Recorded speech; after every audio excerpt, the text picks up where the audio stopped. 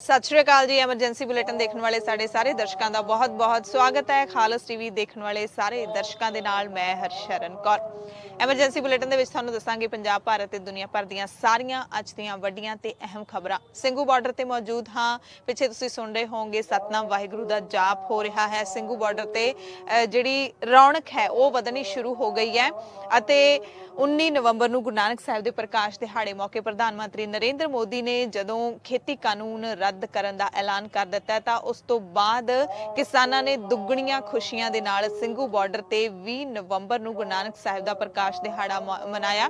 ਇਸ ਮੌਕੇ 20 ਨਵੰਬਰ ਨੂੰ ਸਾਰਾ ਦਿਨ ਸਟੇਜ ਹੈ ਜਿਹੜੀ ਉਹ ਧਾਰਮਿਕ ਗਤੀਵਿਧੀਆਂ ਦੇ ਹਵਾਲੇ ਰਹੀ। ਗੁਰਬਾਣੀ ਕੀਰਤਨ ਦਾ ਗਾਇਨ ਕੀਤਾ ਗਿਆ, ਢਾਡੀ ਵਾਰਾਂ ਗਾਈਆਂ ਗਈਆਂ ਅਤੇ ਪੰਜਾਬ ਸਮੇਤ ਦਿੱਲੀ ਤੋਂ ਵੱਖ-ਵੱਖ ਜਥੇ ਨੇ ਜਿਹੜੇ ਉਹ ਪਹੁੰਚੇ ਹੋਏ सी। कीर्तनी जथे पहुंचे हुए सी। इस मौके पंजाबी गायक कंवर गरेवाल भी पहुंचे हुए सी। उन्होंने अपने अंदाज दे विच पंजाब दे मोर्चे दे सारे नौजवानों नूं सुनेहा दिता है। जित दे गीत ने जिहड़े वो भी गाए ने। सो किसानां दे चेहरिਆਂ ਦੀ ਜਿਹੜੀ खुशी है वो तुसीं देख सकते हो।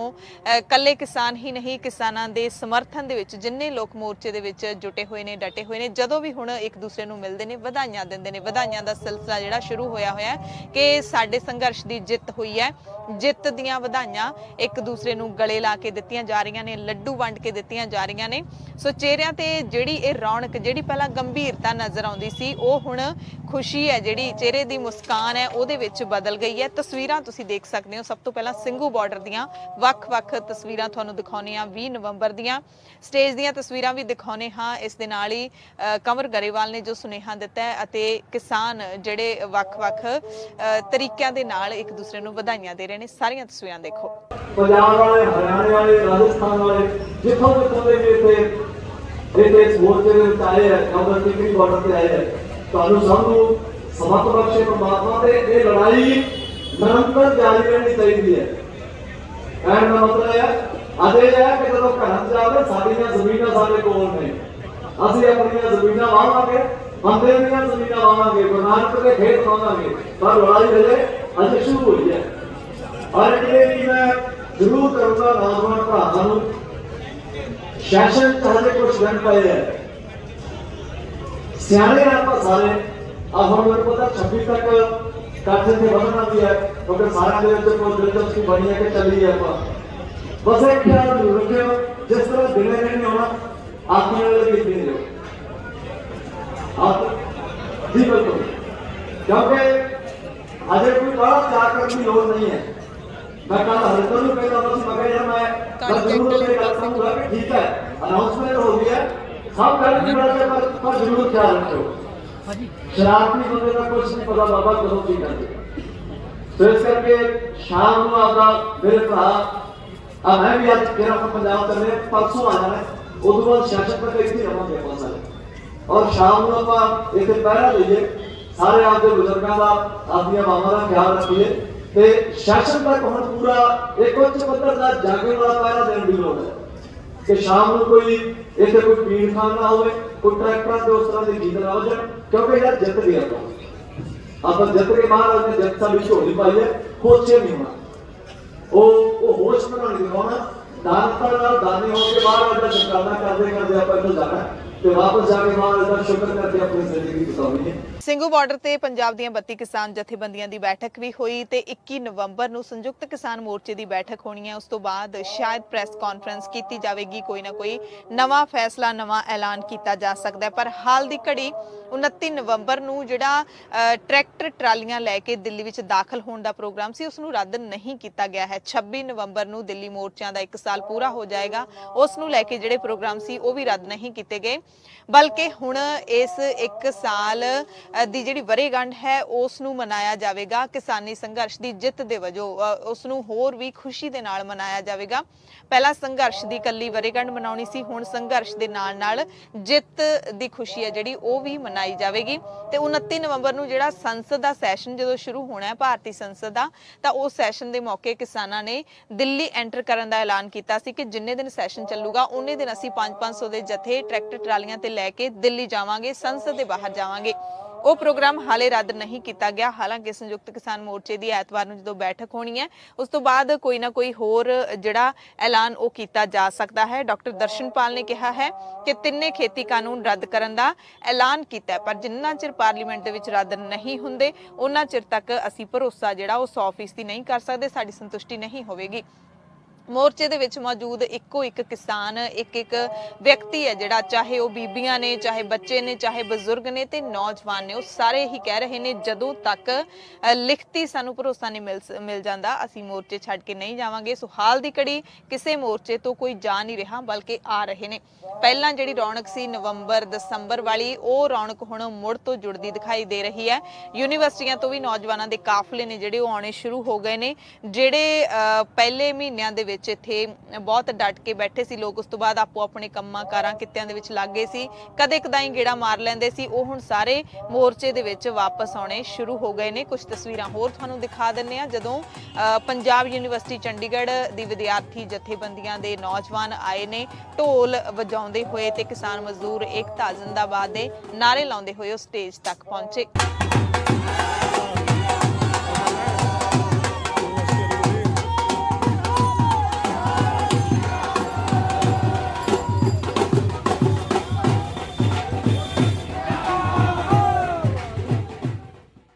ਕੀ ਕਿਸਾਨ ਚੋਣਾਂ ਲੜਨਗੇ? ਇਹ ਹੁਣ ਸਭ ਤੋਂ ਵੱਡਾ ਸਵਾਲ ਹੈ ਸਭ ਦੇ ਸਾਹਮਣੇ, ਕਿਉਂਕਿ ਯੂਪੀ ਦੇ ਵਿੱਚ ਚੋਣਾਂ ਆਉਣੀਆਂ ਨੇ, ਉਸ ਤੋਂ ਪਹਿਲਾਂ ਪੰਜਾਬ ਦੇ ਵਿੱਚ ਵਿਧਾਨ ਸਭਾ ਚੋਣਾਂ ਹੋਣੀਆਂ ਨੇ। ਕਿਸਾਨ ਲੀਡਰ ਇਹ ਐਲਾਨ, ਇਹ ਬਿਆਨ ਦਿੰਦੇ ਰਹੇ ਨੇ ਕਿ ਸਭ ਤੋਂ ਪਹਿਲਾਂ ਅਸੀਂ ਖੇਤੀ ਕਾਨੂੰਨ ਰੱਦ ਕਰਾਉਣੇ ਨੇ। ਵੋਟਾਂ ਬਾਰੇ ਤਾਂ ਉਹ ਗੱਲ ਕਰਕੇ ਰਾਜ਼ੀ ਨਹੀਂ ਸੀ ਹੁੰਦੇ, ਕਦੇ ਹਾਮੀ ਨਹੀਂ ਸੀ ਭਰੀ, ਪਰ ਹੁਣ ਕਿਸਾਨ ਲੀਡਰ ਹੈਗੇ ਨੇ ਜਿਹੜੇ, ਉਹਨਾਂ ਨੇ ਥੋੜਾ ਜਿਹਾ ਸੰਕੇਤ ਦੇ ਦਿੱਤਾ ਹੈ ਕਿ ਚੋਣਾਂ ਲੜਨ ਤੋਂ ਇਨਕਾਰ ਨਹੀਂ ਕੀਤਾ ਜਾ ਸਕਦਾ, ਚੋਣਾਂ ਲੜਨ ਦੀ ਸੰਭਾਵਨਾ ਨੂੰ ਰੱਦ ਨਹੀਂ ਕੀਤਾ ਜਾ ਸਕਦਾ, ਪਰ ਪਹਿਲਾਂ ਸਾਨੂੰ ਲਿਖਤੀ ਭਰੋਸਾ ਕਾਨੂੰਨ ਰੱਦ ਹੋਣ ਦਾ ਮਿਲ ਗਿਆ, ਉਸ ਤੋਂ ਬਾਅਦ ਅਸੀਂ ਇਸ ਬਾਰੇ ਕੋਈ ਫੈਸਲਾ ਲੈ ਸਕਦੇ ਹਾਂ। ਪੰਜਾਬ ਦੀਆਂ 32 ਕਿਸਾਨ ਜਥੇਬੰਦੀਆਂ ਦੀ ਗੱਲ ਹੋਈ ਹੈ ਉਸ ਤੋਂ ਬਾਅਦ ਕੋਈ ਨਾ ਕੋਈ ਜਿਹੜਾ ਫੈਸਲਾ ਉਹ ਚੋਣਾਂ ਲੜਨ ਵਾਸਤੇ ਬਾਰੇ ਲਿਆ ਜਾ ਸਕਦਾ। ਸੰਘਰਸ਼ ਖਤਮ ਹੋਣ ਤੋਂ ਬਾਅਦ ਕਿਸਾਨ ਲੀਡਰ ਹਰਮੀਤ ਸਿੰਘ ਕਾਦੀਆਂ ਤੇ ਬੂਟਾ ਸਿੰਘ ਸ਼ਾਦੀਪੁਰ, ਇਹਨਾਂ ਦੋਵਾਂ ਨੇ ਜਿਹੜਾ ਸਿੰਘੂ ਬਾਰਡਰ ਤੇ ਬਿਆਨ ਦਿੱਤਾ ਹੈ। ਬੀਜੇਪੀ ਲੀਡਰ ਸੁਰਜੀਤ ਜਿਆਣੀ ਉਹ ਵੀ ਕਿਸਾਨਾਂ ਦੇ ਇਸ ਬਿਆਨ ਤੋਂ ਬਾਅਦ ਬੋਲੇ ਨੇ। ਕਹਿੰਦੇ ਹਾਲਾਂਕਿ ਪ੍ਰਜਾਤੰਤਰ ਦੇਸ਼ ਹੈ, ਲੋਕਤੰਤਰਿਕ ਦੇਸ਼ ਹੈ, ਇਹਦੇ ਵਿੱਚ ਕੋਈ ਵੀ ਚੋਣਾਂ ਲੜ ਸਕਦਾ ਹੈ, ਪਰ ਅਸੀਂ ਪਹਿਲਾਂ ਹੀ ਕਿਹਾ ਸੀ ਕਿ ਕਿਸਾਨ ਲੀਡਰਾਂ ਦਾ ਮੁੱਦਾ ਕਿਸਾਨੀ ਨਹੀਂ ਹੈਗਾ, ਇਹਨਾਂ ਦਾ ਸਿਆਸੀ ਮੁੱਦਾ ਹੈਗਾ।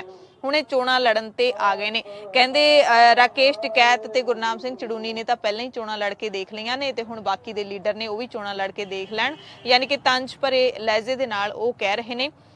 ਜਦ ਕਿ ਦੂਸਰੇ ਜਿਹੜੇ ਆਮ ਲੋਕ ਨੇ, ਦੇਸ਼ ਦੇ ਆਮ ਲੋਕ ਨੇ, ਜਾਂ ਫਿਰ ਕਿਸਾਨਾਂ ਦੇ ਹਮਾਇਤੀ ਨੇ, ਜਾਂ ਫਿਰ ਕਿਸਾਨ ਮੋਰਚਿਆਂ ਦੇ ਵਿੱਚ ਜਿਹੜੇ ਸ਼ਾਮਿਲ ਲੋਕ ਨੇ, ਉਹ ਕਹਿੰਦੇ ਨੇ, ਜਾਂ ਫਿਰ ਸਿਆਸੀ ਪੰਡਿਤ ਹੈਗੇ ਨੇ ਜਿਹੜੇ, ਉਹ ਵੀ ਇਹ ਮੰਨਦੇ ਨੇ ਕਿ ਜੇ ਕਿਸਾਨ ਸੰਘਰਸ਼ ਜਿੱਤਣ ਤੋਂ ਬਾਅਦ ਆਪਣੀ ਪਾਰਟੀ ਬਣਾ ਲੈਣ ਤਾਂ ਸਾਰੀਆਂ ਪਾਰਟੀਆਂ ਦਾ ਸਫਾਇਆ ਹੋ ਜਾਊਗਾ।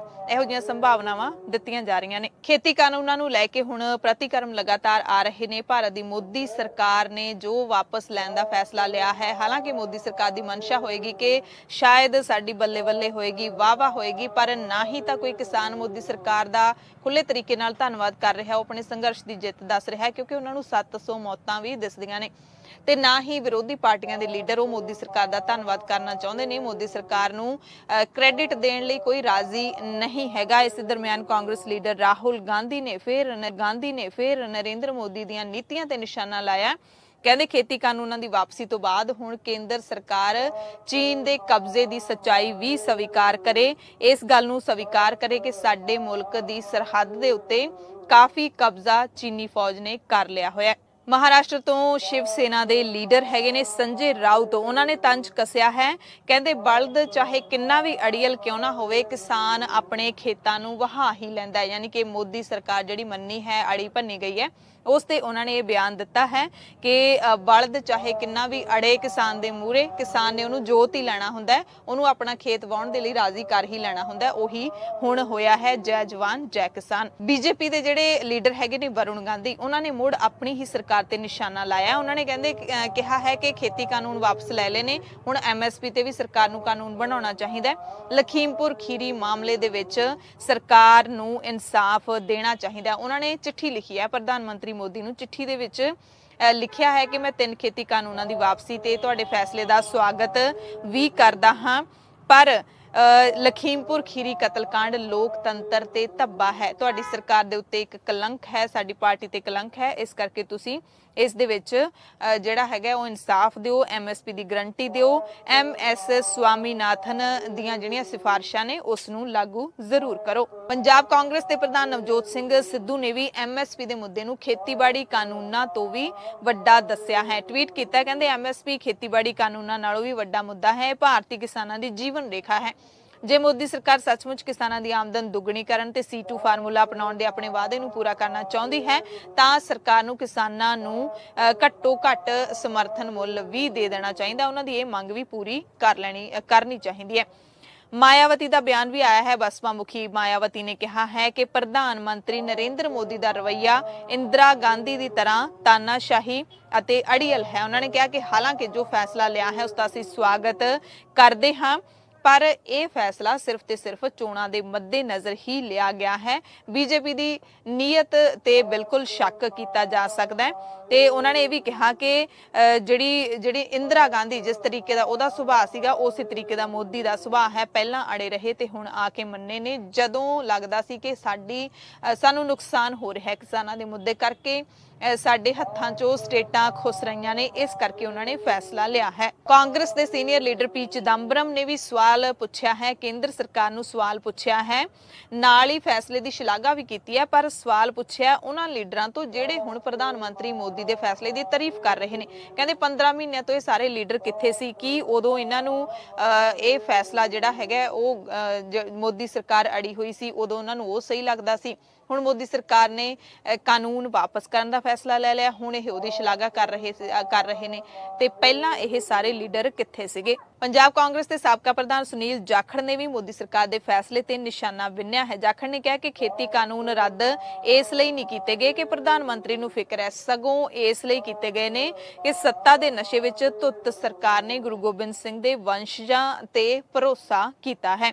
ਉਹਨਾਂ ਨੇ ਗੁਰੂ ਗੋਬਿੰਦ ਸਿੰਘ ਪਾਤਸ਼ਾਹ ਦੀ ਜਿਹੜੀ ਰਚੀ ਹੋਈ ਬਾਣੀ ਹੈ ਉਹਦੀ ਤੁਕ ਵੀ ਲਿਖੀ ਹੈ, ਚਿੜੀਆਂ ਸੇ ਮੈਂ ਬਾਜ ਤੁੜਾऊं 1.25 लाख से एक लड़ाऊं तब है गोबिंद सिंह नाम कहाऊं। यानी कि मोदी सरकार दे उत्ते हर कोई निशाने ला रहा है। ਕਾਂਗਰਸ ਦੀ ਜਨਰਲ ਸਕੱਤਰ ਕੌਮੀ ਜਨਰਲ ਸਕੱਤਰ ਪ੍ਰਿਯੰਕਾ ਗਾਂਧੀ ਵਾਡਰਾ ਨੇ ਵੀ ਪ੍ਰਧਾਨ ਮੰਤਰੀ ਨਰਿੰਦਰ ਮੋਦੀ ਨੂੰ ਚਿੱਠੀ ਲਿਖੀ ਹੈ। ਲਖੀਮਪੁਰ ਖੀਰੀ ਕਤਲੇਆਮ ਦੇ ਪੀੜਤਾਂ ਨੂੰ ਇਨਸਾਫ ਦਿਵਾਉਣ ਦੀ ਮੰਗ ਕੀਤੀ ਹੈ। ਕੇਂਦਰੀ ਗ੍ਰਹਿ ਰਾਜ ਮੰਤਰੀ ਅਜੇ ਮਿਸ਼ਰਾ ਨੂੰ ਬਰਖਾਸਤ ਕਰਨ ਦੀ ਵੀ ਪ੍ਰਿਯੰਕਾ ਗਾਂਧੀ ਨੇ ਮੰਗ ਕੀਤੀ ਹੈ। ਉਸਨੇ ਕਿਹਾ ਕਿ ਦੇਸ਼ ਭਰ ਦੇ ਕਿਸਾਨਾਂ ਦੇ ਵਿਰੁੱਧ ਜਿੱਥੇ ਵੀ ਕੇਸ ਦਰਜ ਕੀਤੇ ਗਏ ਨੇ ਉਹ ਸਾਰੇ ਵਾਪਸ ਲਏ ਜਾਣ, ਸਾਰੇ ਸ਼ਹੀਦ ਕਿਸਾਨਾਂ ਦੇ ਪਰਿਵਾਰਾਂ ਨੂੰ ਵਿੱਤੀ ਸਹਾਇਤਾ ਦਿੱਤੀ ਜਾਵੇ। ਪ੍ਰਧਾਨ ਮੰਤਰੀ ਮੋਦੀ ਇੱਥੇ DGP ਕਾਨਫਰੰਸ ਦੇ ਵਿੱਚ ਸ਼ਾਮਲ ਹੋਣ ਦੇ ਲਈ ਆਏ ਹੋਏ ਸੀ। ਲਖਨਊ ਦੇ ਵਿੱਚ ਕਾਨਫਰੰਸ ਦੇ ਵਿੱਚ ਸ਼ਾਮਲ ਹੋਣ ਲਈ ਆਏ ਹੋਏ ਸੀ ਤੇ ਇੱਥੇ ਅਮਿਤ ਸ਼ਾਹ ਵੀ ਹਿੱਸਾ ਲੈ ਰਹੇ ਸੀ। ਇਸੇ ਦਰਮਿਆਨ ਪ੍ਰਿਯੰਕਾ ਗਾਂਧੀ ਨੇ ਚਿੱਠੀ ਲਿਖੀ। ਕੇਂਦਰੀ ਮੰਤਰੀ ਤੇ ਭਾਰਤੀ ਫੌਜ ਦੇ ਜਰਨੈਲ ਸੇਵਾ ਮੁਕਤ ਹੋ ਚੁੱਕੇ ਨੇ VK ਸਿੰਘ। ਉਹਨਾਂ ਨੇ ਕੇਂਦਰ ਦੇ ਖੇਤੀ ਕਾਨੂੰਨਾਂ ਨੂੰ ਕਾਲਾ ਕਾਨੂੰਨ ਦੇਣ ਦੇ ਕਿਸਾਨਾਂ ਦੇ ਦੋਸ਼ ਤੇ ਬਿਆਨ ਦਿੱਤਾ ਹੈ। ਕਹਿੰਦੇ ਕਾਲੇ ਖੇਤੀ ਕਾਨੂੰਨਾਂ ਦੇ ਵਿੱਚ ਜਿਹੜੀ ਸਿਆਹੀ ਵਰਤੀ ਗਈ ਹੈ ਉਸ ਤੋਂ ਬਿਨਾਂ ਕੁਝ ਵੀ ਕਾਲਾ ਨਹੀਂ ਹੈ। ਖੇਤੀ ਕਾਨੂੰਨਾਂ ਦੇ ਵਿੱਚ ਸਭ ਕੁਝ ਠੀਕ ਹੈ, ਸਿਰਫ ਲਿਖਣ ਵਾਲੀ ਸਿਆਹੀ ਕਾਲੀ ਹੈ, ਬਾਕੀ ਕੁਝ ਵੀ ਕਾਲਾ ਨਹੀਂ ਹੈ। ਉਹਨਾਂ ਨੇ ਕਿਹਾ ਕਿ ਮੈਂ ਇੱਕ ਕਿਸਾਨ ਲੀਡਰ ਨੂੰ ਪੁੱਛਿਆ ਸੀ, ਦੱਸੋ ਖੇਤੀ ਕਾਨੂੰਨਾਂ ਦੇ ਵਿੱਚ ਕਾਲਾ ਕੀ ਹੈ, ਤਾਂ ਕਹਿੰਦੇ ਉਹਨੇ ਕਿਹਾ ਸੀ ਕਿ ਅਸੀਂ ਤੁਹਾਡੇ ਵਿਚਾਰ ਦਾ ਸਮਰਥਨ ਕਰਦੇ ਹਾਂ, ਪਰ ਫਿਰ ਵੀ ਇਹ ਕਾਨੂੰਨ ਕਾਲੇ ਨੇ। ਇਸ ਤਰ੍ਹਾਂ ਦਾ ਬਿਆਨ ਉਹਨਾਂ ਨੇ ਦਿੱਤਾ ਹੈ। ਖੇਤੀ ਕਾਨੂੰਨਾਂ ਨਾਲ ਜੁੜੀਆਂ ਖਬਰਾਂ ਤੋਂ ਬਾਅਦ ਕਰਤਾਰਪੁਰ ਸਾਹਿਬ ਦੇ ਲਾਂਘੇ ਦੇ ਨਾਲ ਜੁੜੀਆਂ ਅਪਡੇਟਸ ਤੁਹਾਨੂੰ ਦੱਸ ਦਿੰਨੇ ਹਾਂ। ਪੰਜਾਬ ਕਾਂਗਰਸ ਦੇ ਪ੍ਰਧਾਨ ਨਵਜੋਤ ਸਿੰਘ ਸਿੱਧੂ ਨੇ 20 ਨਵੰਬਰ ਨੂੰ ਕਰਤਾਰਪੁਰ ਸਾਹਿਬ ਦੇ ਲਾਂਘੇ ਰਾਹੀਂ ਗੁਰਦੁਆਰਾ ਕਰਤਾਰਪੁਰ ਸਾਹਿਬ ਦੇ ਦਰਸ਼ਨ ਕੀਤੇ। ਨਵਜੋਤ ਸਿੰਘ ਸਿੱਧੂ ਕੈਬਨਿਟ ਮੰਤਰੀਆਂ ਤੇ ਵਿਧਾਇਕਾਂ ਸਣੇ ਕਰਤਾਰਪੁਰ ਸਾਹਿਬ ਦੇ ਦਰਸ਼ਨਾਂ ਦੇ ਲਈ ਗਏ। ਕੈਬਨਿਟ ਮੰਤਰੀ ਪ੍ਰਗਟ ਸਿੰਘ ਵੀ ਉਹਨਾਂ ਦੇ ਨਾਲ ਮੌਜੂਦ ਸਨ। ਇਸ ਮੌਕੇ ਕੈਬਨਿਟ ਮੰਤਰੀ ਅਰੁਣਾ ਚੌਧਰੀ ਤੇ ਹੋਰ ਲੀਡਰ ਵੀ ਸਿੱਧੂ ਦੇ ਨਾਲ ਕਰਤਾਰਪੁਰ ਸਾਹਿਬ ਦੇ ਦਰਸ਼ਨ ਕਰਕੇ ਵਾਪਸ ਪਰਤੇ ਨੇ। ਗੁਰਦੁਆਰਾ ਪ੍ਰਬੰਧਕਾਂ ਦੇ ਵੱਲੋਂ ਸਿੱਧੂ ਦਾ ਸਵਾਗਤ ਵੀ ਕੀਤਾ ਗਿਆ, ਸਨਮਾਨ ਵੀ ਕੀਤਾ ਗਿਆ। ਇਸ ਮੌਕੇ ਨਵਜੋਤ ਸਿੰਘ ਸਿੱਧੂ ਨੇ ਮੀਡੀਆ ਨੂੰ ਸੰਬੋਧਨ ਕੀਤਾ ਤੇ ਇਮਰਾਨ ਖਾਨ ਨੂੰ ਆਪਣਾ ਵੱਡਾ ਭਰਾ ਕਿਹਾ। ਦੋਵੇਂ ਸਰਕਾਰਾਂ ਦਾ ਧੰਨਵਾਦ ਕੀਤਾ। ਜਿਹੜਾ ਲਾਂਘੇ ਦੇ ਲਈ ਖੜੂਗਾ ਉਹ ਲੱਖ ਦਾ, ਜਿਹਨੇ ਤਨਕੀਦ ਕੀਤੀ ਉਹ ਕੱਖ ਦਾ, ਤੇ ਹੋ ਗਏ ਉਹ ਕੱਖ ਦੇ। ਮੇਰੀ ਬੰਦਗੀ ਹੀ ਮੇਰੀ ਤਾਕਤ ਹੈ ਔਰ ਮੈਂ ਆਸ ਕਰਦਾ ਕਿ ਤੁਹਾਡੇ ਰਾਹੀਂ ਇਹ ਬੂਹੇ ਬਾਰੀਆਂ ਖੁੱਲਣਗੇ ਤੇ ਬੂਹੇ ਬਾਰੀਆਂ ਚੋਂ ਤੇ ਪਿਆਰ ਤੇ ਦੋਸਤੀ ਲੰਘ ਕੇ ਆਵੇਗੀ। ਸਾਡੇ ਮੇਲ ਜੋਲ ਵਧਣਗੇ, ਸਾਡੇ ਮੇਲ ਜੋਲ ਹੋਰ ਜ਼ਿਆਦਾ ਵਧਣਗੇ ਤੇ ਚੱਲੇਗਾ ਤੇ ਦੌੜੇਗਾ ਵਣਜ ਵਪਾਰ। ਤੇ ਨਵਜੋਤ ਸਿੰਘ ਸਿੱਧੂ ਵੱਲੋਂ ਇਮਰਾਨ ਖਾਨ ਨੂੰ ਵੱਡਾ ਭਰਾ ਕਹੇ ਜਾਣ ਤੇ ਬੀਜੇਪੀ ਭੜਕ ਗਈ ਹੈ। ਸਭ ਤੋਂ ਪਹਿਲਾਂ ਭੜਕੇ ਨੇ ਪੰਜਾਬ ਬੀਜੇਪੀ ਦੇ ਲੀਡਰ ਹਰਜੀਤ ਗਰੇਵਾਲ। ਉਹਨਾਂ ਨੇ ਕਿਹਾ ਕਿ ਅਸੀਂ ਵੀ ਇੱਕ ਦਿਨ ਪਹਿਲਾਂ ਕਰਤਾਰਪੁਰ ਸਾਹਿਬ ਗਏ ਸੀ, ਸਾਡੇ ਲਈ ਕੋਈ ਉੱਥੇ ਨਹੀਂ ਆਇਆ, ਸਵਾਗਤ ਕਰਨ ਨਹੀਂ ਆਇਆ। ਸਿੱਧੂ ਦਾ ਪ੍ਰੋਟੋਕਾਲ ਮੁਤਾਬਕ ਸਵਾਗਤ ਕੀਤਾ ਗਿਆ ਹੈ, ਪਰ ਸਾਡਾ ਸਵਾਗਤ ਨਹੀਂ ਕੀਤਾ ਗਿਆ। ਕਾਂਗਰਸ ਦੇ ਪਾਕਿਸਤਾਨ ਦੇ ਨਾਲ ਰਿਸ਼ਤੇ ਸਾਫ਼ ਹੁੰਦੇ ਨਜ਼ਰ ਆ ਰਹੇ ਨੇ। ਕਹਿੰਦੇ ਹੁਣ ਇਹ ਸਮਝ ਆਉਂਦਾ ਕਿ ਇਹਨਾਂ ਦੇ ਦੋਹਰੇ ਚਿਹਰੇ ਨੇ। ਅਸੀਂ ਕਿਸਾਨਾਂ ਤੋਂ ਮਾਫੀ ਮੰਗ ਲਈ ਹੈ, ਖੇਤੀ ਕਾਨੂੰਨ ਵਾਪਸ ਵੀ ਲੈ ਲਏ ਨੇ, ਪ੍ਰਧਾਨ ਮੰਤਰੀ ਨੇ ਵੀ ਮਾਫੀ ਮੰਗੀ ਹੈ ਤੇ ਕੀ ਹੁਣ ਸਿੱਧੂ ਸਣੇ ਸਾਰੇ ਕਾਂਗਰਸੀ ਸ਼੍ਰੀ ਅਕਾਲ ਤਖਤ ਸਾਹਿਬ ਨੂੰ ਢਹਿ ਢੇਰੀ ਕਰਨ ਬਾਰੇ ਮਾਫੀ ਮੰਗਣਗੇ। ਕਹਿੰਦੇ ਜਦੋਂ ਮੈਂ ਕਰਤਾਰਪੁਰ ਸਾਹਿਬ ਗਿਆ, ISI ਦੇ ਏਜੰਟ ਬਹੁਤ ਖੁਸ਼ ਸੀ ਤੇ ਪੁੱਛ ਰਹੇ ਸੀ ਕਿ ਸਿੱਧੂ ਸਾਹਿਬ ਵੀ ਆ ਰਹੇ ਨੇ। ਸਾਨੂੰ ਸਮਝ ਨਹੀਂ ਆਇਆ ਕਿ ਉਹਨਾਂ ਨੂੰ ਇਹ ਖੁਸ਼ੀ ਕਿਉਂ ਹੋ ਰਹੀ ਹੈ। ਸੋ ਬੀਜੇਪੀ ਇਸ ਤਰੀਕੇ ਦੇ ਨਾਲ ਸਿੱਧੂ ਦੀ ਫੇਰੀ ਨੂੰ ਲੈ ਰਹੀ ਹੈ। ਬੀਜੇਪੀ ਦੇ ਬੁਲਾਰੇ ਅਮਿਤ ਮਾਲਵੀਆ ਨੇ ਵੀ ਸਿੱਧੂ ਤੇ ਸ਼ਬਦੀ ਹਮਲਾ ਕਰਦਿਆਂ ਟਵਿੱਟਰ ਤੇ ਲਿਖਿਆ, ਕਹਿੰਦੇ ਰਾਹੁਲ ਗਾਂਧੀ ਦੇ ਚਹੇਤੇ ਨਵਜੋਤ ਸਿੰਘ ਸਿੱਧੂ ਪਾਕਿਸਤਾਨ ਦੇ ਪ੍ਰਧਾਨ ਮੰਤਰੀ ਇਮਰਾਨ ਖਾਨ ਨੂੰ ਆਪਣਾ ਵੱਡਾ ਭਰਾ ਕਹਿੰਦੇ ਨੇ। ਆਖਰੀ ਵਾਰੀ ਜਦੋਂ ਉਹਨਾਂ ਨੇ ਪਾਕਿਸਤਾਨ ਫੌਜ ਦੇ ਮੁਖੀ ਜਰਨੈਲ ਬਾਜਵਾ ਨੂੰ ਜੱਫੀ ਪਾਈ ਸੀ ਤਾਂ ਉਹਨਾਂ ਦੀ ਖੂਬ ਤਾਰੀਫ ਕੀਤੀ ਸੀ। ਇਸ ਲਈ ਕੋਈ ਹੈਰਾਨੀ ਦੀ ਗੱਲ ਨਹੀਂ ਹੈ ਕਿ ਗਾਂਧੀ ਭਰਾਵਾਂ ਤੇ ਭੈਣਾਂ ਨੇ ਬਜ਼ੁਰਗ ਕੈਪਟਨ ਅਮਰਿੰਦਰ ਸਿੰਘ ਦੀ ਬਜਾਏ ਪਾਕਿਸਤਾਨ ਪ੍ਰੇਮੀ ਸਿੱਧੂ ਨੂੰ ਚੁਣਿਆ ਹੈ। ਸਿੱਧੂ ਤੇ ਬੀਜੇਪੀ ਦੇ ਲੀਡਰਾਂ ਨੇ ਤਾਂ ਹਮਲਾ ਬੋਲਿਆ ਹੀ ਬੋਲਿਆ, ਯਾਨੀ ਕਿ ਬੇਗਾਨਿਆਂ ਨੇ ਤਾਂ ਹਮਲਾ ਬੋਲਿਆ ਹੀ ਹੈ, ਆਪਣਿਆਂ ਨੇ ਵੀ ਬੋਲਿਆ। ਮਨੀਸ਼ ਤਿਵਾੜੀ ਸ਼੍ਰੀ ਅਨੰਦਪੁਰ ਸਾਹਿਬ ਤੋਂ ਕਾਂਗਰਸ ਦੇ MP ਨੇ, ਉਹਨਾਂ ਨੇ ਟਵੀਟ ਕੀਤਾ ਹੈ, ਕਹਿੰਦੇ ਕੀ ਕਿਸੇ ਦਾ ਵੱਡਾ ਭਰਾ ਯਾਨੀ ਕਿ ਇਮਰਾਨ ਖਾਨ ਭਾਰਤ ਦੇ ਖਿਲਾਫ ਸਾਜ਼ਿਸ਼ ਰਚ ਰਿਹਾ ਹੈ? ਕੀ ਅਸੀਂ ਪੁੰਛ ਦੇ ਸ਼ਹੀਦਾਂ ਨੂੰ ਭੁੱਲ ਗਏ ਹਾਂ? ਇਮਰਾਨ ਨੇ LOC ਤੇ ਅੱਤਵਾਦੀ ਭੇਜੇ। ਇਮਰਾਨ ਪੰਜਾਬ ਦੇ ਵਿੱਚ ਡਰੱਗ ਤੇ ਡਰੋਨ ਭੇਜਦੇ ਨੇ ਤੇ ਸਿੱਧੂ ਉਹਨਾਂ ਨੂੰ ਵੱਡਾ ਭਰਾ ਕਹਿੰਦੇ ਨੇ। ਤੇ ਇਸ ਦੇ ਜਵਾਬ ਦੇ ਵਿੱਚ ਪ੍ਰਗਟ ਸਿੰਘ, ਕੈਬਨਿਟ ਮੰਤਰੀ ਪ੍ਰਗਟ ਸਿੰਘ ਜਿਹੜੇ ਨਾਲ ਹੀ ਸਿੱਧੂ ਦੇ ਗਏ ਸੀ, ਉਹਨਾਂ ਨੇ ਪੁੱਛਿਆ ਹੈ ਕਿ ਜੇ ਪ੍ਰਧਾਨ ਮੰਤਰੀ ਮੋਦੀ ਪਾਕਿਸਤਾਨ ਜਾਂਦੇ ਨੇ ਤਾਂ ਉਹ ਦੇਸ਼ ਪ੍ਰੇਮੀ ਹੋ ਜਾਂਦੇ ਨੇ, ਜੇ ਸਿੱਧੂ ਜਾਂਦੇ ਨੇ ਤਾਂ ਦੇਸ਼ ਧਰੋਹੀ ਹੋ ਜਾਂਦੇ ਨੇ। ਇਹ ਸਵਾਲ ਉਹਨਾਂ ਨੇ ਪੁੱਛਿਆ ਹੈ। ਕਹਿੰਦੇ ਕੀ ਮੈਂ ਤੁਹਾਨੂੰ ਭਰਾ ਨਹੀਂ ਕਹਿ ਸਕਦਾ? ਅਸੀਂ ਗੁਰੂ ਨਾਨਕ ਸਾਹਿਬ ਨੂੰ ਮੰਨਦੇ ਹਾਂ। ਇੱਥੇ ਸਿੱਧੂ ਗਏ ਨੇ, ਗੁਰੂ ਨਾਨਕ ਸਾਹਿਬ ਪਾਤਸ਼ਾਹ ਦੇ ਦਰਸ਼ਨ ਕਰਨ ਨੂੰ ਗਏ ਨੇ। ਗੁਰੂ ਨਾਨਕ ਸਾਹਿਬ ਦੇ ਬਾਰੇ ਸਾਰੀ ਖਲਕਤ ਹੈ ਜਿਹੜੀ ਦੁਨੀਆ ਦਾ ਹਰ ਇੱਕ ਇਨਸਾਨ ਇੱਕੋ ਜਿਹਾ ਸੀ ਤੇ ਜੇ ਅਸੀਂ ਗੁਰੂ ਨਾਨਕ ਸਾਹਿਬ ਦੇ ਦਰ ਤੇ ਜਾ ਕੇ ਵੀ ਦੁਸ਼ਮਣੀਆਂ ਵਾਲੇ ਸ਼ਬਦ ਬੋਲਦੇ ਹਾਂ ਤਾਂ ਇਹ ਚੰਗਾ ਨਹੀਂ ਹੈ। ਤੇ ਇਹ ਸਵਾਲ ਉਹਨਾਂ ਨੇ ਕੀਤਾ ਹੈ, ਪ੍ਰਧਾਨ ਮੰਤਰੀ ਤੇ ਨਵਜੋਤ ਸਿੰਘ ਸਿੱਧੂ ਦੀ ਤੁਲਨਾ ਕੀਤੀ ਹੈ।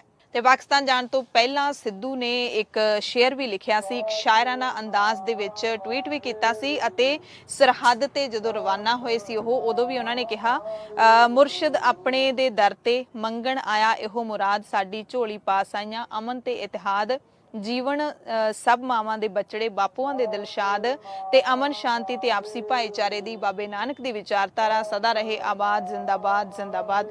ਸੋ ਇਸ ਤਰ੍ਹਾਂ ਦੀਆਂ ਖਬਰਾਂ ਨੇ ਜਿਹੜੀਆਂ ਉਹ ਚੱਲ ਰਹੀਆਂ ਨੇ ਕਰਤਾਰਪੁਰ ਸਾਹਿਬ ਦੇ ਲਾਂਘੇ ਨੂੰ ਲੈ ਕੇ ਤੇ ਜਿਹੜੀ ਸੰਗਤ ਹੈ ਉਹ ਵੀ ਦਰਸ਼ਨ ਕਰਕੇ ਨਿਹਾਲ ਹੋ ਰਹੀ ਹੈ। ਜਿਹੜੇ ਸਿਆਸੀ ਵਫਦ ਨੇ ਵੱਖ-ਵੱਖ ਪਾਰਟੀਆਂ ਦੇ ਉਹ ਆਪਣੀ ਸਿਆਸਤ ਵੀ ਚਮਕਾ ਰਹੇ ਨੇ, ਪਰ ਜਿਹੜੇ ਆਮ ਸਿੱਖ ਨੇ ਉਹ ਦਿਲੋਂ ਗੁਰੂ ਸਾਹਿਬ ਦੇ ਇਸ ਇਸ ਅਸਥਾਨ ਦੇ ਦਰਸ਼ਨ ਕਰਨ ਦੇ ਲਈ ਜਾ ਰਹੇ ਨੇ, ਨਿਹਾਲ ਹੋ ਕੇ ਵਾਪਸ ਆ ਰਹੇ ਨੇ। ਤੇ ਇਹ ਵੀ ਸਾਨੂੰ ਖਬਰਾਂ ਮਿਲੀਆਂ ਨੇ ਕਿ ਪਾਕਿਸਤਾਨ ਦੀ ਸਰਕਾਰ ਹੈਗੀ ਜਿਹੜੀ ਉਹ ਕਰਤਾਰਪੁਰ ਸਾਹਿਬ ਦੇ ਲਾਂਘੇ ਦੇ ਲਈ ਜਿਹੜੀਆਂ ਸ਼ਰਤਾਂ ਰੱਖੀਆਂ ਨੇ ਉਹਨਾਂ ਨੂੰ ਥੋੜਾ ਸੌਖਾ ਕਰ ਸਕਦੀ ਹੈ। ਪਹਿਲਾਂ ਇਹ ਸੀ ਕਿ ਜੋ ਤੁਸੀਂ ਵੈਬਸਾਈਟ ਦੇ ਰਾਹੀਂ ਅਪਲਾਈ ਕਰਦੇ ਹੈਗੇ ਹੋ ਕਰਤਾਰਪੁਰ ਸਾਹਿਬ ਦੇ ਦਰਸ਼ਨ ਕਰਨ ਦੇ ਲਈ ਤਾਂ 10 ਦਿਨ ਪਹਿਲਾਂ ਯਾਤਰਾ ਤੋਂ ਤੁਸੀਂ ਅਪਲਾਈ ਕਰਨਾ ਹੁੰਦਾ ਹੈ। ਪਰ ਹੁਣ ਖਬਰਾਂ ਇਹ ਮਿਲ ਰਹੀਆਂ ਨੇ ਕਿ ਪਾਕਿਸਤਾਨ ਸਰਕਾਰ ਇਹਦੇ ਵਿੱਚ ਥੋੜੀ ਢਿੱਲ ਦੇ ਸਕਦੀ ਹੈ। ਕੁਝ ਹੋਰ ਖਬਰਾਂ ਤੁਹਾਨੂੰ ਦੱਸਦੇ ਹਾਂ। ਪੰਜਾਬ ਕਾਂਗਰਸ ਦੇ ਇੰਚਾਰਜ ਹਰੀਸ਼ ਚੌਧਰੀ ਨੇ ਗਹਿਲੋਤ ਸਰਕਾਰ ਤੋਂ ਅਸਤੀਫਾ ਦੇ ਦਿੱਤਾ ਹੈ। ਹਰੀਸ਼ ਚੌਧਰੀ ਨੇ ਕਿਹਾ ਕਿ ਇੱਕ ਸਮੇਂ ਮੈਂ 2 ਜ਼ਿੰਮੇਵਾਰੀਆਂ ਨਹੀਂ ਨਿਭਾ ਸਕਦਾ, ਜਿਸ ਕਰਕੇ ਉਹ ਆਪਣੇ ਅਹੁਦੇ ਤੋਂ ਅਸਤੀਫਾ ਦੇ ਰਿਹਾ ਹੈ। ਹਰੀਸ਼ ਚੌਧਰੀ ਨੂੰ ਰਾਜਸਥਾਨ ਸਰਕਾਰ ਦਾ ਮਾਲ ਮੰਤਰੀ ਨਿਯੁਕਤ ਕੀਤਾ ਗਿਆ ਸੀ ਤੇ ਕੁਝ ਦਿਨ ਪਹਿਲਾਂ ਪਾਰਟੀ ਹਾਈਕਮਾਂਡ ਨੇ ਪੰਜਾਬ ਕਾਂਗਰਸ ਮਾਮਲਿਆਂ ਦਾ ਇੰਚਾਰਜ ਨਿਯੁਕਤ ਕੀਤਾ ਸੀ ਤੇ ਹੁਣ ਉਹਨਾਂ ਨੇ ਪੰਜਾਬ ਦੀ ਜਿਹੜੀ ਡਿਊਟੀ ਹੈ ਉਹ ਰੱਖ ਲਈ ਹੈ ਤੇ ਦੂਸਰੀ ਡਿਊਟੀ ਹੈ ਜਿਹੜੀ ਉਹ ਛੱਡ ਦਿੱਤੀ ਹੈ। ਪੰਜਾਬ ਦੇ ਮੁੱਖ ਮੰਤਰੀ ਚਰਨਜੀਤ ਸਿੰਘ ਚੰਨੀ ਨੇ ਲੋਕਾਂ ਨੂੰ ਬਿਹਤਰ ਸਿਹਤ ਸਹੂਲਤਾਂ ਪ੍ਰਦਾਨ ਕਰਨ ਦੇ ਲਈ ਪੂਰੇ ਪੰਜਾਬ ਦੇ ਵਿੱਚ 26 ਨਵੰਬਰ ਤੋਂ ਮੁੱਖ ਮੰਤਰੀ ਪੰਜਾਬ ਮੋਤੀਆ ਮੁਕਤ ਅਭਿਆਨ ਦੀ ਸ਼ੁਰੂਆਤ ਕਰਨ ਦੇ ਹੁਕਮ ਦਿੱਤੇ ਨੇ। ਇਸ ਮੁਹਿੰਮ ਦੇ ਤਹਿਤ ਫਾਜ਼ਿਲਕਾ ਜ਼ਿਲ੍ਹੇ ਦੇ ਵਿੱਚ ਅੱਖਾਂ ਦੀ ਜਾਂਚ ਲਈ ਕੈਂਪ ਲਾਏ ਜਾਣਗੇ। ਇਕੱਲੇ ਫਾਜ਼ਿਲਕਾ ਹੀ ਨਹੀਂ, ਵੱਖ-ਵੱਖ ਜ਼ਿਲ੍ਹਿਆਂ ਦੇ ਵਿੱਚ ਇਸ ਤਰ੍ਹਾਂ ਦੇ ਕੈਂਪ ਲਾਏ ਜਾਣਗੇ। ਮੁੱਖ ਮੰਤਰੀ ਚਰਨਜੀਤ ਸਿੰਘ ਚੰਨੀ ਨੇ ਇਸ ਦਾ ਐਲਾਨ ਕਰ ਦਿੱਤਾ ਹੈ। ਇਸ ਦੇ ਨਾਲ ਹੀ ਮੁੱਖ ਮੰਤਰੀ ਚੰਨੀ ਨੇ ਨਵੇਂ ਬਣੇ ਸਬ ਤਹਿਸੀਲ ਬਿਆਸ ਦੇ ਕੰਪਲੈਕਸ ਦੀ ਆਧੁਨਿਕ ਇਮਾਰਤ ਨੂੰ ਵੀ ਲੋਕਾਂ ਦੇ ਅਰਪਣ ਕੀਤਾ ਹੈ। ਇੱਕ ਖਬਰ ਤੁਹਾਨੂੰ ਯਾਤਰਾ ਦੇ ਨਾਲ ਜੁੜੀ ਦੱਸ ਦਿੰਨੇ ਆ। ਕੈਨੇਡਾ ਦੀ ਜਸਟਿਨ ਟਰੂਡੋ ਸਰਕਾਰ ਨੇ ਐਲਾਨ ਕਰ ਦਿੱਤਾ ਹੈ ਕਿ ਜਿਹੜੇ ਯਾਤਰੀਆਂ ਨੂੰ ਜਿਹੜੇ ਵੀ ਮੁਲਕ ਦੇ ਵਿੱਚ ਲੋਕ ਰਹਿੰਦੇ ਨੇ, ਕਿਸੇ ਵੀ ਮੁਲਕ ਦੇ ਨਾਗਰਿਕ ਨੇ ਸਿਨੋਫਾਰਮ, ਸਿਨੋਵੈਕ ਤੇ ਕੋਵੈਕਸਿਨ ਦੇ ਪੂਰੇ ਟੀਕੇ ਲਗਵਾ ਲਏ ਨੇ यानी कि 2 डोजेज ਲੈ ਲਈਆਂ ਨੇ ਉਹਨਾਂ ਨੂੰ 30 ਨਵੰਬਰ ਤੋਂ ਕੈਨੇਡਾ ਦੇ ਵਿੱਚ ਦਾਖਲ ਹੋਣ ਦੀ ਇਜਾਜ਼ਤ ਦੇ ਦਿੱਤੀ ਜਾਏਗੀ। ਮੌਜੂਦਾ ਸਮੇਂ ਕੈਨੇਡਾ ਉਹਨਾਂ ਯਾਤਰੀਆਂ ਨੂੰ ਇਜਾਜ਼ਤ ਦੇ ਰਿਹਾ ਹੈ ਜਿਨ੍ਹਾਂ ਦੇ ਫਾਈਜ਼ਰ, ਮੋਡਰਨਾ, ਐਸਟਰਾਜ਼ੈਨੇਕਾ ਤੇ ਜੌਨਸਨ ਐਂਡ ਜੌਨਸਨ ਦੇ ਟੀਕੇ ਲੱਗੇ ਹੋਏ ਨੇ, ਪਰ ਹੁਣ ਸਿਨੋਫਾਰਮ, ਸਿਨੋਵੈਕ ਅਤੇ ਕੋਵੈਕਸਿਨ ਦੇ ਟੀਕੇ ਜਿਨ੍ਹਾਂ ਨੇ ਲਵਾਏ ਨੇ ਉਹਨਾਂ ਨੂੰ ਵੀ ਜਾਣ ਦੀ ਇਜਾਜ਼ਤ ਹੈ ਜਿਹੜੀ ਉਹ ਦੇ ਦਿੱਤੀ ਜਾਏਗੀ। ਇਹ ਜਸਟਿਨ ਟਰੂਡੋ ਸਰਕਾਰ ਨੇ ਐਲਾਨ ਕੀਤਾ ਹੈ। ਖੂਬਸੂਰਤ ਵਾਦੀ ਕਸ਼ਮੀਰ ਤੋਂ ਤੁਹਾਨੂੰ ਖਬਰ ਦੱਸ ਦਿੰਦੇ ਹਾਂ ਜਿੱਥੇ ਸ਼ਨੀਚਰਵਾਰ ਨੂੰ ਸੰਘਣੀ ਧੁੰਦ ਛਾਈ ਰਹੀ ਅਤੇ ਠੰਡ ਦੀ ਜਕੜ ਦੇ ਵਿੱਚ ਹੈ ਕਸ਼ਮੀਰ ਵਾਦੀ। ਇਹ ਖਬਰ ਤਾਂ ਦੱਸਣੀ ਜ਼ਰੂਰੀ ਹੈ ਕਿਉਂਕਿ ਯਾਤਰਾ ਦੇ ਨਾਲ ਜੁੜੀ ਹੋਈ ਹੈ। ਬਹੁਤ ਸਾਰੇ ਸੈਲਾਨੀ ਨੇ ਜਿਹੜੇ ਦੇਸ਼ ਹੀ ਨਹੀਂ ਵਿਦੇਸ਼ਾਂ ਤੋਂ ਵੀ ਕਸ਼ਮੀਰ ਦੀ ਯਾਤਰਾ ਕਰਨ ਦੇ ਲਈ ਆਉਂਦੇ ਨੇ, ਪਰ ਇੱਥੇ ਘੱਟੋ ਘੱਟ ਤਾਪਮਾਨ 0 ਤੋਂ ਵੀ ਹੇਠਾਂ ਦਰਜ ਕੀਤਾ ਜਾ ਰਿਹਾ ਹੈ। ਸ਼੍ਰੀਨਗਰ ਦੇ ਵਿੱਚ ਘੱਟੋ ਘੱਟ ਤਾਪਮਾਨ -1.5 ਡਿਗਰੀ ਸੈਲਸੀਅਸ ਰਿਹਾ ਹੈ ਜੋ ਇਸ ਸੀਜ਼ਨ ਦਾ ਸਭ ਤੋਂ ਘੱਟ ਤਾਪਮਾਨ ਹੈ। ਜਾਂਦੇ ਜਾਂਦੇ ਹਰਿਆਣਾ ਦੇ ਸੋਨੀਪਤ ਤੋਂ ਖਬਰ ਦੱਸ ਦਿੰਦੇ ਹਾਂ ਜਿੱਥੇ ਭੂਚਾਲ ਦੇ ਝਟਕੇ ਮਹਿਸੂਸ ਕੀਤੇ ਗਏ ਨੇ। ਰਿਕਟਰ ਪੈਮਾਨੇ ਤੇ ਸ਼ਿੱਦਤ 2.9 ਨਾਪੀ ਗਈ ਹੈ। ਭੂਚਾਲ ਬਾਅਦ ਦੁਪਹਿਰ ਸ਼ਨੀਚਰਵਾਰ ਨੂੰ 1:09 ਤੇ 7 ਕਿਲੋਮੀਟਰ ਦੀ ਡੂੰਘਾਈ ਤੇ ਦਰਜ ਕੀਤਾ ਗਿਆ। ਐਮਰਜੈਂਸੀ ਬੁਲੇਟਿਨ ਦੇਖਣ ਵਾਲੇ ਸਾਡੇ ਸਾਰੇ ਦਰਸ਼ਕਾਂ ਦਾ ਧੰਨਵਾਦ।